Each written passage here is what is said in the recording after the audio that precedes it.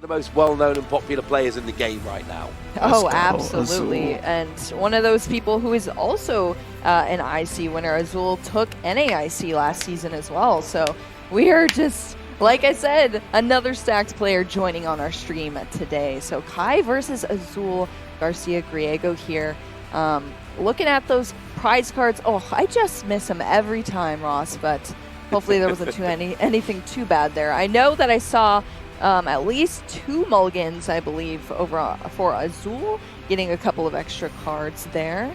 So I am ready to get into this match, Ross. This is our round 8, of course, so things are really narrowing down in this tournament, and we are just jumping straight into it. This is our Swiss round 8. Let's get into it. Yeah, and we've got 5-1 run records, which means the winner of this round will be into day 2, will guarantee their day 2 finish. So nice. That is pretty good. We've got Kai who starts off here, and we've got a Lugia, and it looks like we've got a Capture Energy here, which is, that's going to help. Yeah, these win-ins are always the most exciting to watch as well, because usually the person that ends up winning this is like, woo, I made it, I'm in, let's go. Yeah, but we are starting over here on Kai's side of the field, getting those 2 Lugias down.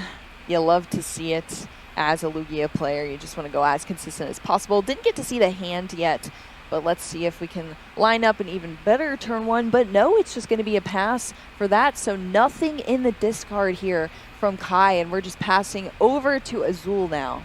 But we do have the 2 Lugia, which is the most important thing. You can always get the Archeops next turn later in the down, discard. yeah. You can't get the Lugia next turn, at least, and then evolve them.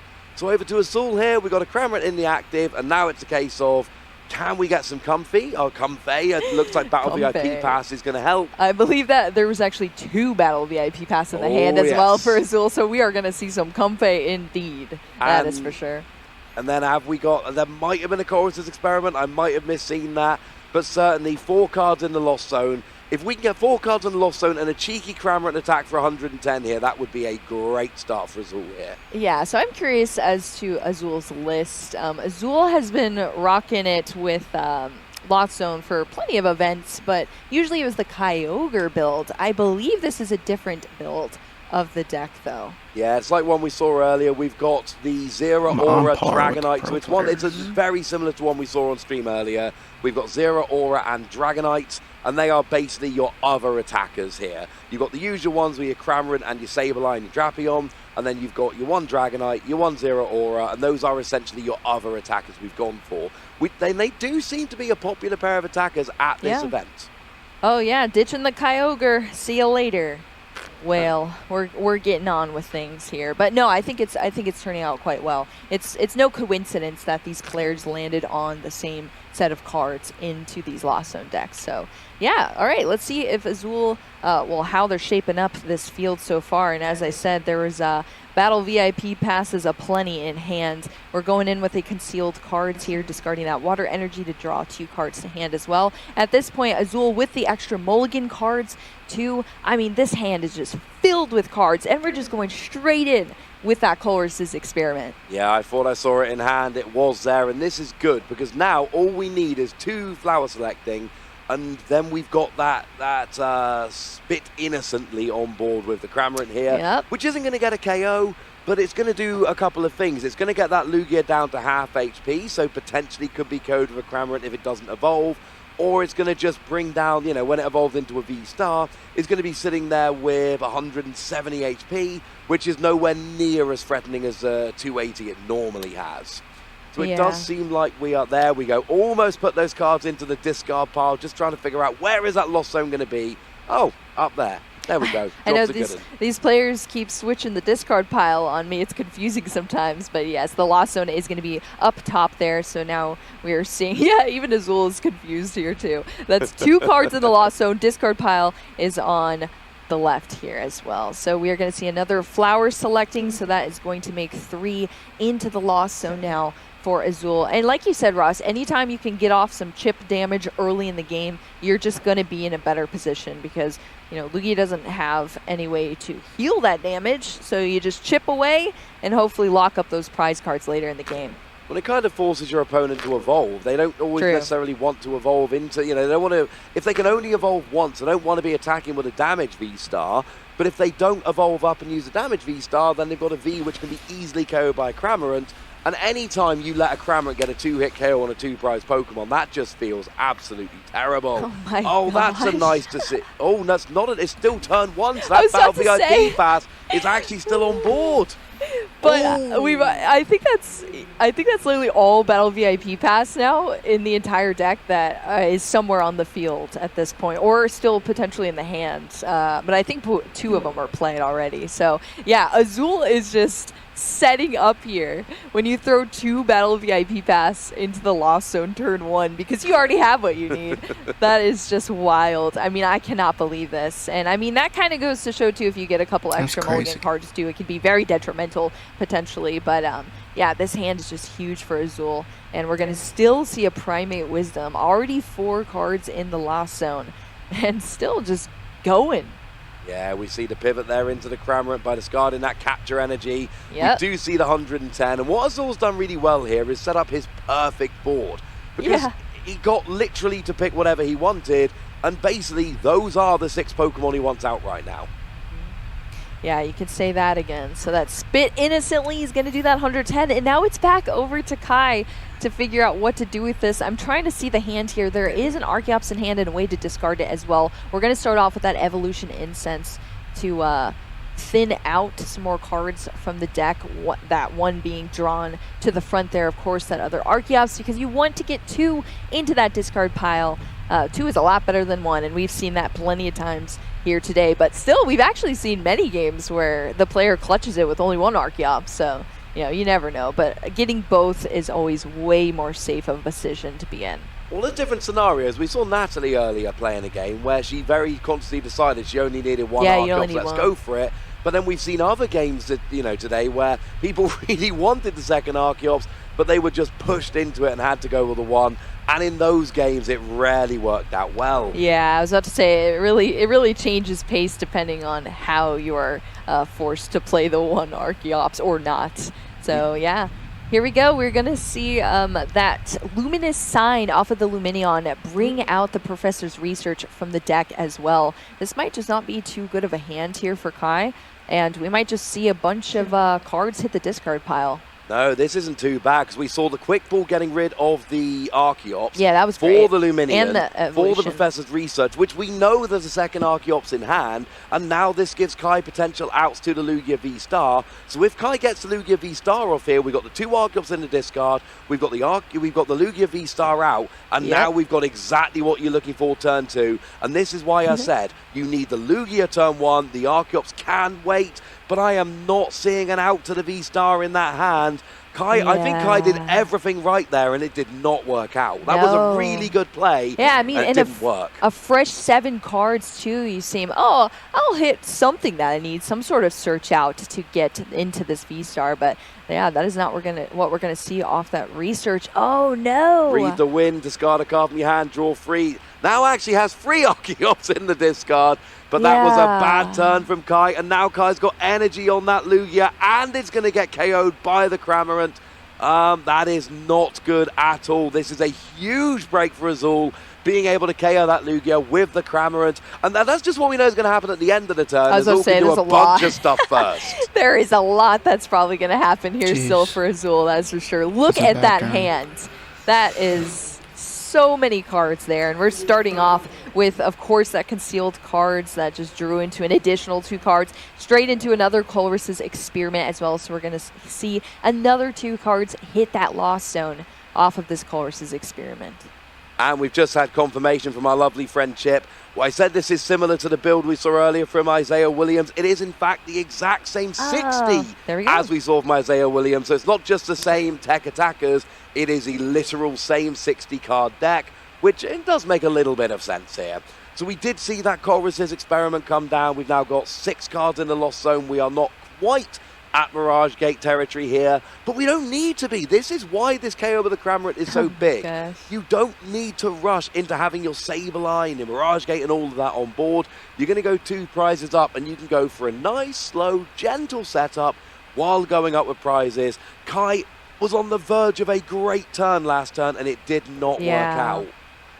Yeah, that is so unfortunate to see. And yep, exactly like you said, Ross, we're just seeing Azul handle this very casually. We're just going to see some prize cards be taken the lead, and still just such a giant hand as well. So that is going to be how things pan out, but there's so much still that could potentially happen. Of course, I don't think that Primate Wisdom has been utilized yet off the Oranguru. It looks like Azul was contemplating it there, and then I don't even think we've seen any flower selecting yet. The air balloon did come down onto that Comfey already, so there's pivot option there now. Here's the Primate Wisdom, switching top card and drawn into a card. It's going to be that Snorlax, Sleeping Snorlax.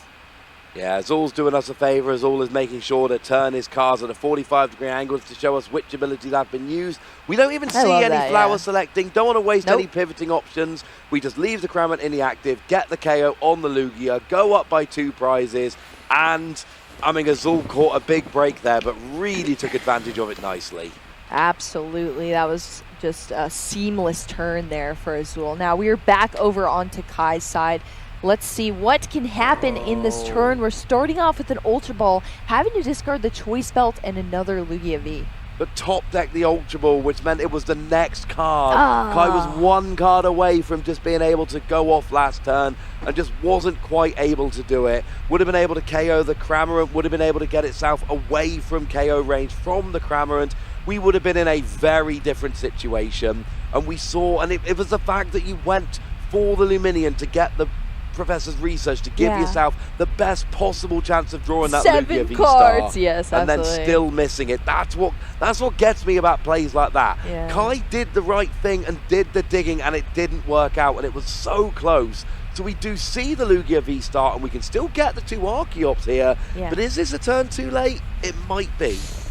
Yeah, that is unfortunate. When you're playing against these 1-prizer decks, things can swing out of your fortune very quickly, depending on how the turns play out. And like you said, Ross, it might just be a turn too late. But either way, we are going to see both of those Archeops.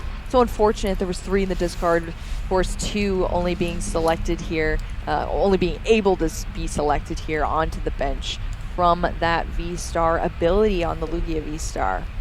Summoning Star. I just said star like 5 different times, Ross. Oh, but it is Luminion, and we know what's going to happen here. We're going to put a couple of energy on. We're going to do 120. We're going to go back to the deck, and that's going to give the extra added benefit, of course, that Luminion is then going to be in the deck, so you could play it down later to reuse that Luminous sign. We're talking about numbers a lot today, and the fact that Luminion can do 120, even though you're generally playing it for the ability, it makes it a really good counter to these awkward single prize Pokemon that have 120 or fewer hit points.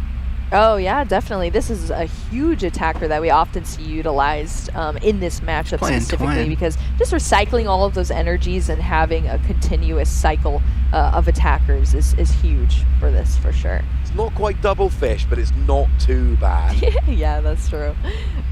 So both of those primal turbos being utilized here to get all of those special energies. I mean, look at all the different types here that we're seeing. Tons of different special energies. That's how this deck works. You're going to see a lot of different type of energies to fuel all of your very powerful Pokemon. This is definitely a heavy Pokemon-loaded deck, as you see that Radiant Charizard hitting the bench as well for Kai. Yeah, that's always a good one. So we do see the Lost Vacuum coming down here. And it seems like we're going to be getting rid of an air balloon while a Serena hits the Lost Zone. Yep. Of course, Kai is not really playing with the Lost Zone like Azul is, but yet we're going to get a Lost Zone counter anyway, even though it doesn't really mean anything for Kai's deck. We still know there's one there, and we're going to have to get that counter up, which is a little bit strange. But we do see those tech attackers coming down here, and we've got the Charizard and the Yveltal. These aren't getting the value they would get against V-Star and V-Max decks, but they still are not too bad here. Here we go, going in with a Professor's Research as well. So fresh 7 cards here for Kai as well. All those attackers have joined the party, and we are just going to see that Aqua return there from that Luminion there, taking the knockout and then being shuffled along with all of the energies back into the deck. Yeah, it's not really ideal leaving that Yveltal active. I mean, really, Yveltal's there to take giant KOs on Pokemon you're unable to KO. but using it there as a little bit of a wall, why not? It is in Cramorant range, but the thing is, does Azul even have access? Yeah, there are 2 Cramorant in the deck, and there's a bunch of recovery, so maybe Azul just wants to kind of keep going with Cramorant for a minute. It would keep getting KOs. Azul's kind of cruising right now, for sure. And I mean, that air balloon was put into the Lost Zone as well from Kai, but also, you know, removing that pivot option as well, which Kai seemed to favor with that Lost Vacuum. But that did put us all up to 7, which then activated the Mirage Gate. I know, exactly. I mean, but it most likely would have happened anyway, but yes. Oh, yeah, because there was a company in the active. Yes, exactly. But there we go. We are going to see that Mirage Gate is activated now, and it is utilized as well. So retrieving those 2 different types of energy and placing them on to that Radiant Greninja. And there is no bench protection on Kai's side of the field. No, so that means you can really take advantage of that. Having a quick look at Kai's list here, obviously it does play a Manaphy. They all play Manaphy, but there isn't a Manaphy down at the moment. So that means you can potentially, you're not going to really be getting any KOs here, but you can get a whole bunch of energy, a whole bunch of damage down on the field and start working on it for later. Yeah, and that's where this deck just thrives as well. It's dealing damage all over the place. It's taking knockouts on actives. It's dealing bench damage. It's dealing weakness damage as well. It's tough to match up against Lost Box decks when they are hitting the cards they need, that is for sure. And Colress's Experiment is just one very solid way to get to those cards. And this is big because we haven't used Flower Selecting on the active Comfy, so the combination of Colress's Experiment and that Comfy is going to put 10 cards in the Lost Zone, which is then going to activate Sableye, which can drop 12 damage counters. That's a KO on an Archeops or an Archeops or an Yveltal. There are a bunch of options. So what Azul can do here, and what we could also see is kind of setting up a double KO here, whereby you see the Radiant Greninja doing 90 to a couple different Pokemon, and then Sableye coming in and finishing them both off cleaning them up. And, you know, it could be, for argument's sake, I don't know, both the Archeops? That could work. Yeah, that would be pretty debilitating, that is for sure. Over that's on what Kai's I'd be side. going for right now. I'd want to use that grenade. Now, you could go after the Lugia V-Star with a lot of HP, but I would love to drop 90 on each of those 2 Archeops, and then next turn, I've got Sableye, and Archeops are off the board for the game. Yep, and here we go. That Sableye's coming out. 10 cards in the Lost Zone. Radiant Greninja being brought to the active to utilize that Moonlight Shuriken as well. This is just going. This is bread and butter here for Azul. Yeah, there are a lot of options here, and of course that Radiant, that Yveltal's really not doing a huge amount there, so I would personally be trying to ignore that one. It's whether you want to really soften up the Lugia here or not, I think becomes the question. But either way, the great thing about Radiant Greninja, it does not have to hit the active. It does 90 to 2 of your opponent's Pokemon, wherever they may be. And if that Yveltal's going to sit in the active, not doing very much with not enough energy on, you know what? Leave it there. Start going after the bench. Yeah, that is very true. So we did see the energy recycler there from Azul as well. And now, is that that's the Sky Seal Stone I see. Is that one? Yeah, that is a Sky Seal Stone. It's only working if you get a KO on a V-Star or V-Max.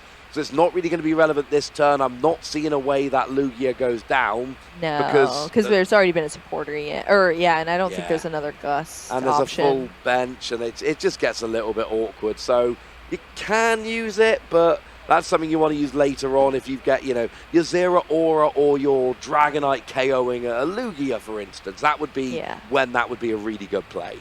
And we do see, Moonlight Shuriken. As I suggested, both of those Archeops, just because I'm mean and that's what I would have wanted to do. But it is actually huge because you've got no second V-Star power here. Yeah. Next turn, Azul is going to use Sableye to KO both of them. So Kai has got one last turn of energy acceleration, and that's basically it for the game. Yeah, that is where the downfall of Lugia definitely comes into play there. Once those Archeops are out, you're never getting them back. So then you're just manually attaching from there. And at that point, you just lose so much momentum and you slow down just enough for your opponent to be able to take the game.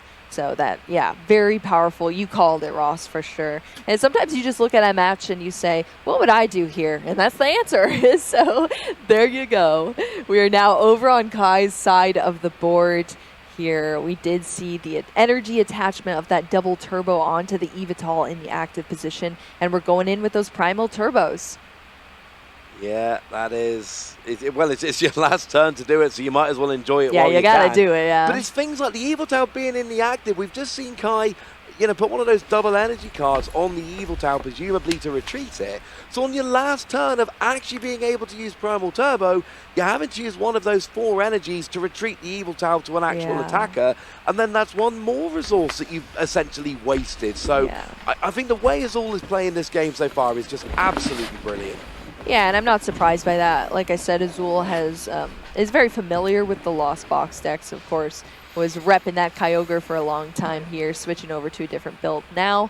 But yeah, I mean, on full display here, Azul just vibing with this deck and doing a great job. But we are going to see that Radiant Charizard being brought into the active after the hard retreat of the eVTOL. And we're going to see a Choice Belt come down onto the Lugia V-Star and then a Marnie. So very slim hand there that Kai had to shuffle and put to the bottom of the deck. Kai drawing 5 cards and Azul drawing into 4. So that huge hand is now a little bit smaller. Actually, a bit smaller there for Azul.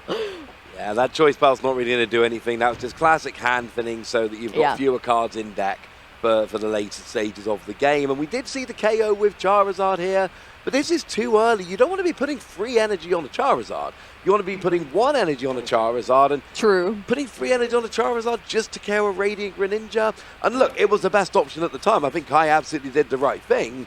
But what Azul is doing is putting Kai in a position where he's having to make awkward decisions and putting himself in a situation where that's not what he wanted to do, but that was kind of all he could do. Yep, and that's just going to lead to, as you mentioned before us, just potentially running out of resources, running out of energy, running out of cards that you need to be able to pivot into other attack. I mean, running out of Archeops, let's just bring that up as well. So, yeah, not being able to utilize that Radiant Charizard for the full ability that you get with the Excited Heart that depletes the energy cost is just definitely not what you want to be seeing. But the big question here is whether Azul has a Psychic Energy. Right now, I don't think he does. We saw one was in the discard. Marnie hit? Oh, now we do still... We got the Bird Keeper here, and we've got Flower Selecting. Oh, that was water. Water. It wasn't the one we wanted. There is still a Scoop Up Net. There is potentially another Comfey there. So we've still got some... Well, there it is. That's very, very big. There we go. And that is going to fuel this Sableye that is looking pretty evil there on the bench. Yeah, and we've already got Scoop Up Net in hand, so we know there are no issues here. No. We can pick up the Comfey, pop up the Sableye, and now things are starting to look very, very nice indeed. Yep, and it didn't take too long for Azul to just refuel that hand with all of the powers of the Lost Box deck for sure. Yep, that's Scoop Up Net first. Oh, we might see the Primate Wisdom utilizing. And it does look like Kai is conceding the game, losing both of those Archeops. When you don't have a good enough board to support it, is too much, and Azul does win the first game and really takes the lead. Now, this is a win and in, but it's not a lose and out, and that is important. Yeah, like I was saying before, when we were jumping into this game, it's always nice to see these because the player that ends up winning it is usually pretty happy because they're into day 2, and that's nice to see. But on the flip side of that, too, the other player on the opposing end still has a chance in the competition here. So these players are going to be going into a game 2 for this round 8 that we are in. There's 26 minutes left on the clock here. Of course, they still have to shuffle up and set up their board states, but what do you think? I mean, Ross, I feel like we didn't get to really see Kai's deck at its full potential, and that's always unfortunate. So maybe things will turn the tides, but really it happened in that first turn. Kai missed that pop-off right in the beginning, and it just hurt to see. Yeah, I mean, being the only thing about Lost Box is the games take a little bit longer. Let's finish game 2. And there were things Kai could have done. Azul's got this. Did he have the Manaphy? Did he have an out to the Manaphy? Was there a way to get that Manaphy onto the bench? If there was, then that could have been something to put down. But you don't always expect the Radiant Greninja to come out in one turn like that. And especially, setting up that play to KO both the Archeops. There's certainly things Kai can try and do differently in this game. getting that Manaphy out, but then you're restricting your bench space, and you need a lot of that bench space. And then, if you don't have the Dunsparce, if you don't put that down, then that opens up a potential KO with Zero Aura on Azul's side of the board. And we saw this when we saw Lugia against Lost Box earlier. It's a real kind of back and forth where what you're trying to do is predict what your opponent's doing and try and kind of cut them off at the pass. And Azul did a wonderful job last game. But I do need to point out that early turn, that turn 2 that Kai had there, really was so close. Really digging, playing beautifully, and just missing that Lugia V-Star. And it turns out the next card was it was that Ultra Ball. That was harsh. That was rough. Yeah, that definitely was. You hate to see it when it's the next card in the deck. But here we go. We are jumping into our game 2 of our Swiss round 8. I was watching while you were chit-chatting there, Ross, too. Azul had such an interesting decision here because there was, I think, 4 different options for a starting Pokemon. Sableye, Snorlax, Oranguru, and I think even a Manaphy was in there as well. Yep. But opting to go for the Oranguru after a little bit of debate here. But of course, we are starting over on Kai's side, who is starting with that Radiant Charizard. Not necessarily a card you want to start with, but I guess not the worst. That's a get it later kind of card. Yeah, oh yeah, for sure. That's a pop out right when you can attack with it kind of card, definitely. So Kai's had a decent start here. We've got a Quick Ball. That's going to allow you to discard the Archeops, which is good. That's going to get the Lugia V, which is good. And there is a Lugia V-Star in hand, which is good. We don't have a second Archeops, though, to hit the discard. And I'm not sure what Kai's got after that. Now, the good news is it is very, very unlikely that Azul will be taking a KO on the Lugia turn 1. It is possible. I mean, if just a Lugia out, we could potentially get 7 cards on the Lost Zone. And then we would need an Escape Rope, a Zero Aura, and a Mirage Gate. It is doable. That's true, I guess, but it's incredibly unlikely. Yeah. We've seen some wild things, though, with these decks, so I guess you never know here. But, all right, so yeah, here we go. Kai's still setting up this turn 1. We did see that Evolution Incense for the Archeops into the Quick Ball to discard it. Now just getting that Lugia V down onto the field. Manually attaching to that Radiant Charizard and passing back over, well, I guess over in general, to Azul now for turn 1 on Azul's side. Yeah, we've got that lovely Oranguru using that Primate Wisdom there, trying to see an extra card. The thing is, you said that Azul has a bunch of basics, and he does.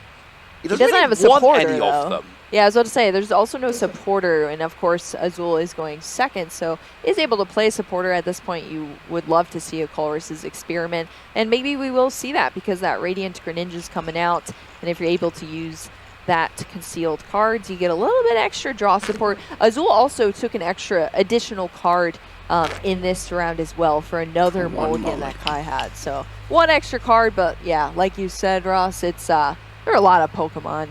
This is not how you want to start. That Capture Energy wants to go on a Comfey, so you can have a pivoting option for that Comfey later on in the game. You don't want to bench that Snorlax this early in the game. You don't want to put the Capture Energy on it. Oh, but it was literally Azul's only chance. Well, off of that concealed cards battle VIP pass, just to jump back into the deck and get some more Pokemon. So we are going to end up seeing those Comfey come out anyway. Yeah, that worked out beautifully, and I know it was the right choice to make, of course. The Snorlax was the better option to put down. You had to put the Capture Energy on. You had to get the Radiant Greninja to draw the most cards now, and it actually has paid off beautifully. That Battle VIP pass is literally and figuratively going to open up the deck for Azul. Yeah. And this is very, very different. A couple of minutes ago, I was not feeling great about this setup. Well, also the Cramorant came off of the concealed cards as well, so it's just like, oh, that jumped into hand as well. Oh, that's quite nice.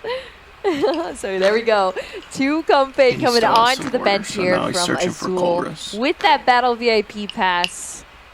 Yeah, that is great. That's good too. Yeah, it was a very nice turn from Azul. It went literally that Capture Energy into that Greninja, and that 1 concealed card has changed absolutely everything. I'm sure Azul was not loving his hand at the beginning of this turn, now feeling a bit better, and we see the switch cart into the Comfey, and now we can start flower selecting, and we straight away see a Colress. Oh, it's 2 Colress. It's not even 1, it's 2. Don't even matter. Yeah, but you don't want to see 2, but hey, at least you got 1, I guess. You have to discard not even discard, send to the Lost Zone. See you later, Colress. Work on your experiments in the Lost Zone, buddy.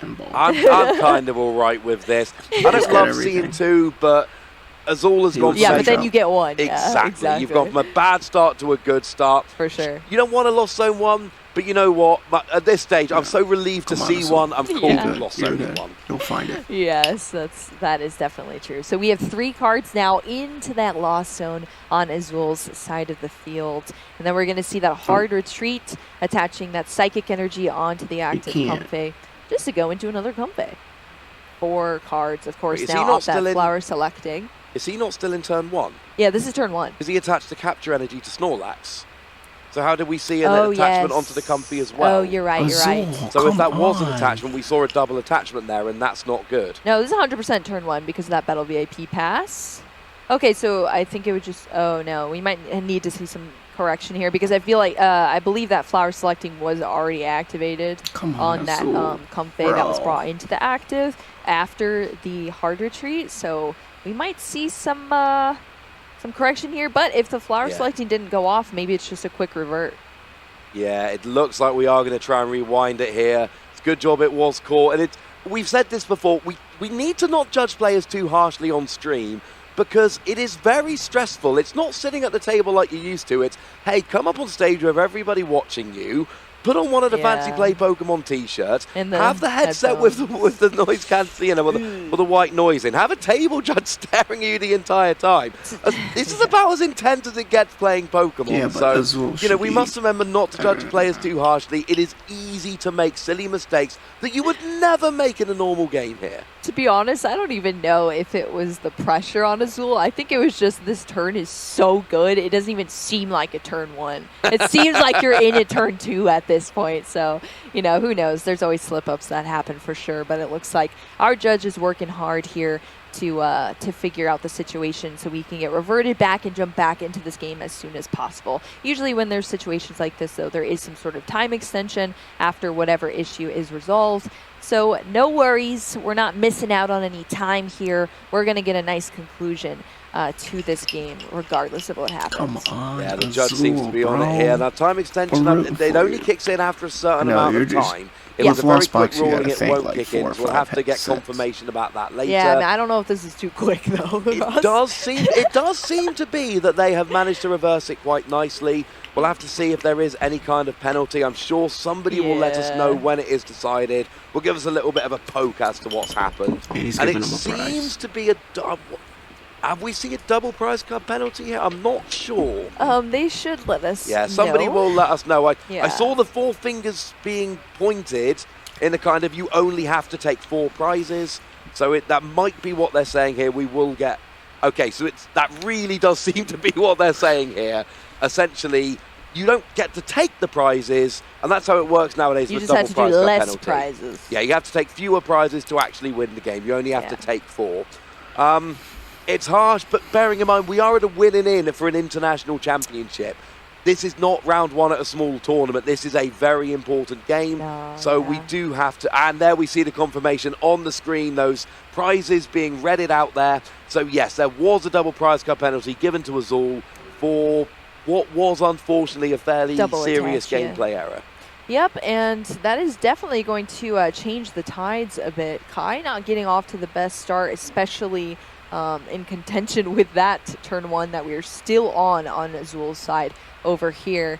But, now that you only have to take 4 prize cards, things could really change up here for Kai. So I believe we are now swapped over to Kai's side. We are going to see that summoning star for only 1 Archeops on that bench, and we're going to pop off straight away with a Primal Turbo off of that Archeops. It's not bad. It's not the ideal there, but it's the best you can do. Of course, we kind of had to pass because without that energy, that Comfey was exactly. You're stuck in the active. And it looks like we're going aggro Charizard here. This is not how we usually see Lugia played. Getting 1 Archeops out to go, And at 5, who does 5 energy Charizard? We never see 5 energy Charizard. We saw the 3 energy Charizard last game, and now we're seeing a 5 energy Charizard. Let's go. Kind of love this. So we do see the KO on the Comfey there. Easily enough damage. But I kind of love this from Kai, because Kai's saying, hey, you've had kind of a slow start. I think and I only need to take 4 prizes. Yeah, true. I think I can rush to 4 prizes. Yeah, I mean, if you can burden your opponent, I guess that's what you're going to do for sure. We are back over on Azul's side of the field, though, after that knockout, of course, on that Comfey. So Kai going down a prize card here over to Azul's side of the field. We did see that concealed cards, and now what we're seeing is a Hisuian heavy ball going into those prize cards, grabbing out a basic Pokemon if it's there, switcherooing it with that heavy ball, and carrying on with the turn after you shuffle up those prize cards again, of course. 4 cards in the Lost Zone here for Azul, so Cramorant is online. Of course, you want to hit that 4, 7, 10 to unlock Mirage Gate, and that Sableye later down the line, too. Speaking of Sableye, 1 is in the Lost Zone here, but I'm sure there are more in the deck. But everyone at home, say it with me. Cramorant doesn't hit for weakness. No, that yeah, is very let's important. make sure to remember that. That is a mistake a lot of players make. Cramorant does not hit for weakness. It hits 110. It will not hit this Charizard for weakness. People keep trying to use Cramorant as a counter for Charizard and then become very surprised when it turns out the Cramorant, in fact, does not hit for weakness. Well, also there's, some people that watch the streams that are a little bit more casual, and they're like, oh, water against fire, that's, easy peasy weakness. But yeah, there is a little bit of subtext there that you definitely have to take note of. So good point there for sure, Ross. All right, so we did go in with a Cole versus Experiment as well for Azul. We are now seeing 6 cards here in the Lost Zone. And we're still popping off. 7. Yeah. And that, of course, opens up Mirage Gate, which is absolutely huge. That is the next kind of big milestone, so to speak. Yeah. So this is looking pretty nice. Yep, Mirage Gate, of course, allows you to line up your attackers with those energy that you need and start taking some prize cards or just dealing some damage to the field, which is very crucial. Because you want to get those prize cards, especially being at a disadvantage here for Azul because of that penalty that happened. Yeah, and just a quick confirmation, there was a 2-minute time extension. Those of you that were looking may have noticed the clock did actually jump up by 2 minutes. So if you're paying attention, it wasn't an error. You would have seen that. So we did get that little extension. No time has been wasted. And Azul here is really on the back foot. He's kind of 3 prizes down at this stage. There's no obvious way to get a return KO on this Charizard right now without Mirage Gate. So it's going to be Mirage Gate. Oh, actually, there is a Mirage Gate being played onto the Radiant Greninja. And you know what? That does hit for weakness. Yes, that one does. That water Pokemon for sure does. Oh, no, I like this. This is exactly the right play. If you've got that other water. Now, there is, it looks, there's 1 in the deck. There's 1 in the Lost Zone. Azul needs... there's a second Mirage Gate here. Okay, that'll do it. I mean, you have to think we're at 14 minutes now, and Azul is playing this out still. So Azul knows there's a chance to take this home, and that's just going to be going extremely aggressive here with the Pokemon, the attackers, and trying to really put Kai at as much of a disadvantage so there can't be a recovery to take those last 3 prize cards in time for Azul to clean up the rest of the game.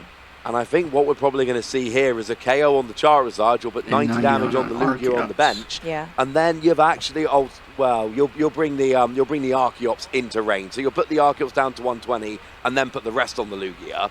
So you put 60 on the Lugia, 30 on the Archeops. And then next turn, Sableye could just take out the only Archeops, and then we're kind of back where we were in game 1, and that's got to be, I'm imagining what Azul's thinking here. So I still think there's a route here for Azul to bring this home.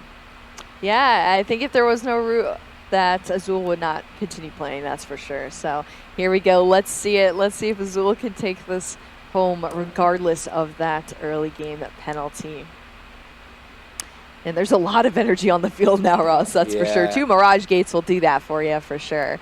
Of course, that pivot option already on that active Comfey, so we're going to see it jump straight from the active position to the bench, and those two energies already being tilted there because those are going to be the ones discarded after that Moonlight Shuriken pops off here for Azul.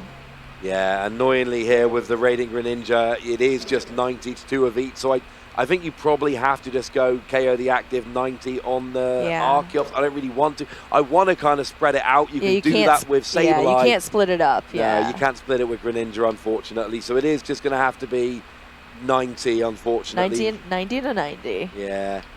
See, it's awkward because I look at this and I really want to put the damage on the Lugia. But I know I've got to take out the only Archeops, and I know it's going to be Sableye that does it.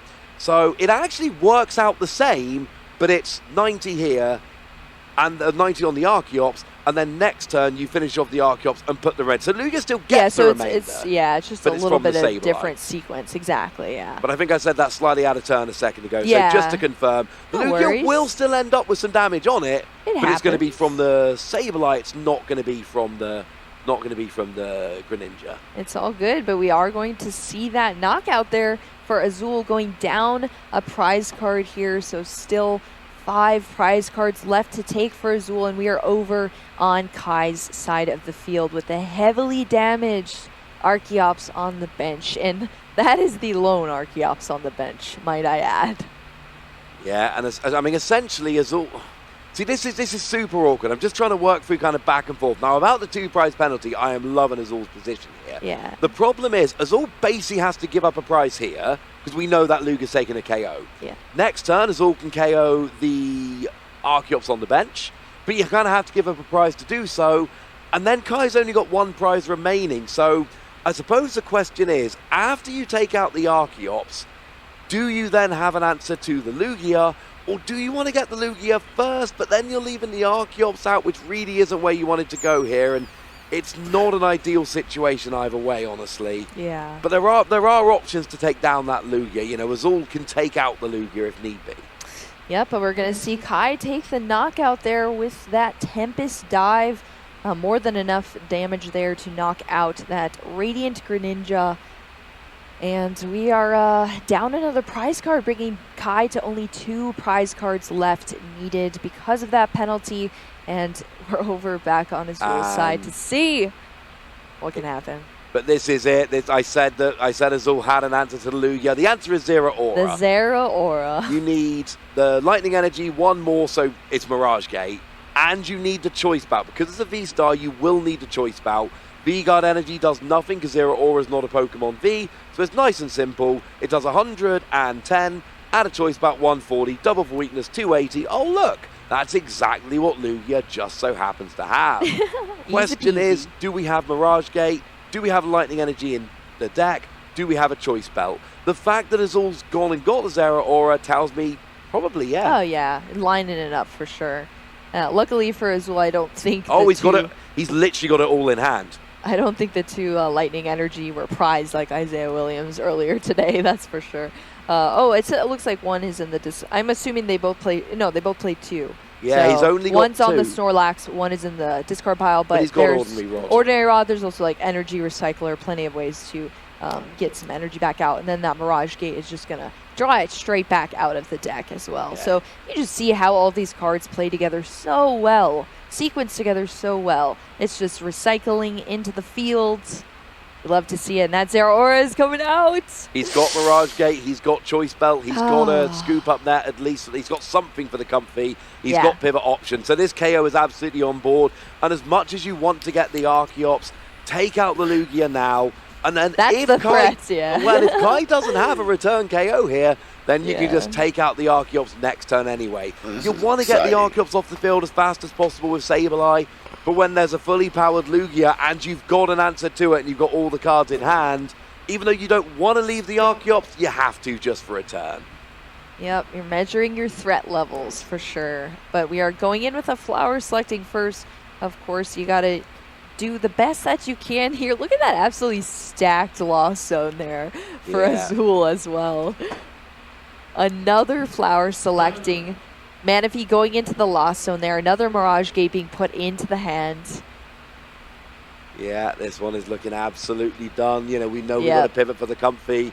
And at this stage, Kai might only have 2 prizes remaining, but I'm not seeing where they're coming from. I mean, essentially, there's no great attacker there, and you then accelerating energy with Archeops, but you've only got 1 Archeops. Your Radiant Charizard's in the discard pile, and you don't really play any recovery. So I'm struggling to see where Kai's attackers are coming from at this stage.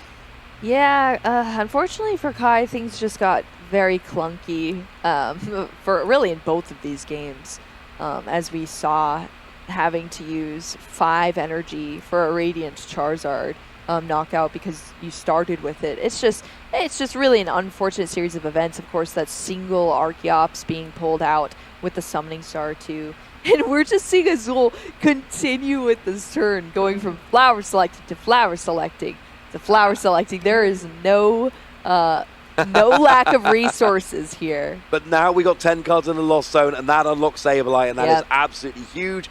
Now we see the energy and on the 2 Sableye. Of course, both the energy on the Zeraora were from the Mirage Gate. Yeah. And now we see Primate Wisdom, but Azul seems to have this game really locked up at this stage. We see the KO, and Kai has very little left here. Yeah, Azul took literally every possible action he could that turn. So that is a fully utilized turn here, and Kai is just left with a very sad-looking lone Archeops in the active. I mean, this is sad to see if you are a Lugia fan. But it's not just that you need an attack around the energy. You've now got the Archeops stuck in the active, and you need a pivot option to get it out the active because it's got a retreat cost. It's only a retreat cost of 1, but it has a retreat cost. So, I mean, here, Kai's going to basically tell us what the plan is. We got the Quick Ball the Ultra Ball coming down. It's going to go and search for a Pokemon of some description. And, one of many. Yeah, we did bases looking, what have I got? Now, does Azul have a Manaphy down at this stage? There is an amazing rare Raikou play which could come out here getting a double KO, and it would get the Zeraora and another Pokemon. You would need to use... But the problem is you would need to use both the energy acceleration from the Archeops and your energy acceleration for the turn to get it up. And then you would still need a way to get the Archeops out the active. And then you could take it... And that would actually win the games. Kai's only got 2 prizes left. Yep. But I'm not seeing a pivot option in Kai's hand. So I think that's basically the route. That's how Kai wins this game. I'm just not sure he's got the resources to actually pull it off. But does Azul have a Manaphy on the bench? He doesn't. No. So that's essentially it. If Kai can attack with Amazing Rare Raikou this turn, he will win. If not, I'm fairly confident Azul is going to win the game and the match. The Manaphy's actually in the Lost Zone if there's only 1 in deck. Yeah, and then there's never going to be more than 1 Manaphy, not in a... True. I'd be very surprised. Yeah, there's just the 1 Manaphy. Who knows? I never know with these decks, honestly. But yeah, that Manaphy is long gone, never to be returned. So now the question is, do we have... And bearing in mind the attack cost is super awkward on the Raikou. Yeah. It is a Grass, a Lightning, and a Metal, so... You know, things like powerful colorless energy, capture energy aren't going to do it. I'm not sure Kai's got the energy. I'm not sure Kai's got the pivot option here. I'm not sure this is going to work out. I'm not seeing 3 colored energy. So it looks like we're going Pumpkaboo instead. There's no stadium in play. Pumpkaboo just does 2 energy 20. I'm not sure that's going to do it. The energy just being placed straight onto the Archeops here, one of those being the powerful, which is going to boost the attack of the Archeops that's in the active position. The problem with this is you'll get the KO on the Zeraora. Oh, another powerful. And then there is a KO. This gets a KO. The problem is this doesn't win you the game. That Stoutland is too expensive, and there's no energy acceleration left on the field. Azul still needs to take 3 prize cards, though, and Kai's now down to 1. Azul does. My problem is I'm not seeing where Kai's attacks are coming from. Yeah, like Azul, because you can't power up. And Azul is blatantly going to try and get a Dragonite out, assuming there is a Mirage Gate left to try and power it up, assuming there is enough energy. But then again, the Snorlax can take out the Stoutland with a choice belt at this stage. There's so many options here. So, actually, no, it doesn't even need a choice belt because Sableye is going to soften it up. Yes, yeah. So, I'm going to be honest with you. I don't see how Kai takes the KO next turn. And Azul is going to take 2 KOs in a row here. Oh, my gosh. I'm not sure how Kai finishes this game. I think he's out of resources. Yeah, definitely. Very awkward use of resources, unfortunately, on Kai's turn. But let's see this play out. I want to see Azul come back single-handedly from that 2 prize card penalty and show everybody, hey, you can make mistakes and you can still come out on top. Yeah, but once again, I'm asking for Dragonite in this deck, which is supposed to be a Dragonite deck. So bad. And once again, as soon as I say it, I'm like, no, he's not going Dragonite. Snorlax will do it just as well. And like I say, the Sableye here being able to spread around this damage is huge because it negates the need for a choice belt. You don't need to do all 12 damage counters onto the Archeops. You're just going to put 6 down on there, I believe, which is going to leave 6 over on the Stoutland. And that's going to be a very easy KO for Snorlax next turn. Kai has essentially got 1 turn to take a KO. And there's a Comfy there. That Comfy's got 70 HP. My problem is I'm not... Like, this would be a perfect turn for Charizard, for Radiant Charizard.